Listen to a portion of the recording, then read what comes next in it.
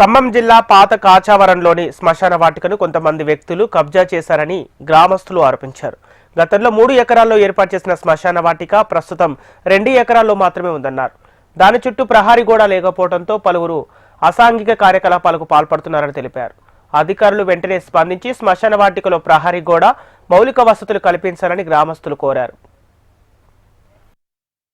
వాటికలో bore లేదు, దానికి సౌకర్యం వసతులు లేవు. ఒకళ్ళు ఎవరైనా చనిపోయినా కానీ బాగా ఇబ్బంది పడుతున్నారు ఊళ్ళో ప్రజలు. దానికి కరెంటు లేదు, ఒక కొట్టుకోవడానికి వాటర్ బోరు లేదు, మోటారు లేదు. ఇక్కడికి వచ్చిన వాళ్ళు ట్యాంకర్లతో నీళ్లు తెచ్చుకొని వాళ్ళ రోజు వెలిబుచ్చుకుంటున్నారు. దీన్ని పట్టించుకొని విఆర్ఓ వ్యవస్థకు చెప్పిన, సర్పంచులకు చెప్పిన, ఊళ్ళో గ్రామ ప్రజలు బాగా తీవ్ర ఇబ్బందులు పడుతున్నారండి. మాజీ సర్పంచ్ తీసుకెళ్లారండి, మళ్ళీ ఇస్తాం అని చెప్పి గత 3 సంవత్సరాల నుంచి ఇదే మేము ప్రతిసారి అడుగుతున్నాం. మొన్న రీసెంట్ గా ఒక ఊళ్ళో సంఘటన జరిగింది, దానివల్ల బాగా ఇబ్బంది పడ్డాం. మేము అందుకనే గట్టి దీన్ని చర్యలు తీసుకుందాం అని చెప్పి ఈ రోజు ప్రెసిడెంట్ పిలవడం జరిగింది. లక్షలతో దీన్ని ఏర్పాటు చేశారండి. ఆ 30 లక్షలకు తగ్గ సౌకర్యం లేదు, ప్లస్ జనం కూడా చాలా ఇబ్బంది పడుతున్నారు. మెయిన్ కారణం నీళ్ళు వసతి లేదు, బోర్ లేదు, కొట్టుడు బోర్ కూడా పిట్ చేశారు. అది మాజీ సర్పంచ్ తీసుకెళ్లారు, ఇంతవరకు మాకు రెస్పాన్స్ రాలేదు. ఏంటంటే దీంట్లో కూడా మళ్ళీ విచ్చలవిడిగా పేకాటలు ఆడుతున్నారు. అవి కూడా చూసారు. బాగా మందు తాగుతున్నారు, పేకాట ఆడుతున్నారు.